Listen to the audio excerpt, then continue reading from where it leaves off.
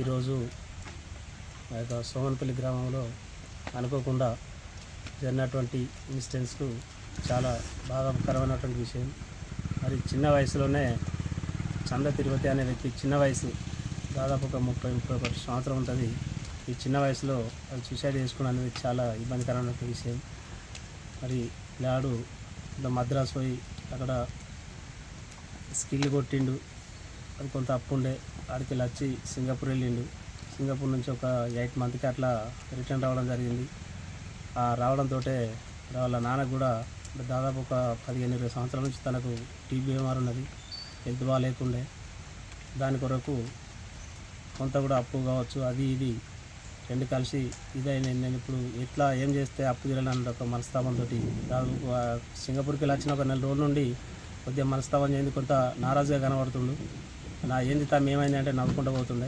కానీ కాకపోతే తీరే సమయానికి చూసేసరికి ఇక అప్పు నేను ఏ విధంగా తీరవాలన్న ఒక ఉద్దేశంతో ఈరోజు నా నైట్ అనుకోకుండా సూసైడ్ చేసుకోవడం జరిగింది.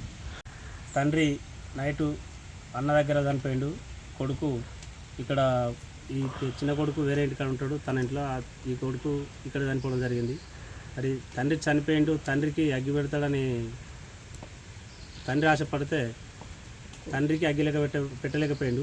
కొడుకు చనిపోతే కొడుకు తండ్రి పెడతాడు అనుకుంటే తండ్రి కొడుకు పెట్టలేకపోయిండు. ఇద్దరు తండ్రి కొడుకులు ఒకటే చనిపోవడం అనేది చాలా బాధాకరం, చాలా దుఃఖంతో వేస్తారు. కాబట్టి చనిపోయిన ఆయనకు అలా పెద్ద కొడుకుతో పెట్టిన పెద్ద కొడుకు చంద వెంకన్నకు పెద్ద కొడుకు పెట్టిండు. కొడుకు లేడు కాబట్టి మనవతో పెట్టడం జరిగింది. ఈ తిరుపతి ఏదైతుందో తిరుపతికి మరి వాళ్ళ బిడ్డ చిన్న పాప నాకు ఎవరు వారసులు లేరు కనుక అలా మామతో పిల్లనిచ్చిన మామతో పెట్టడం జరిగింది. ఇది చాలా బాధాకరం.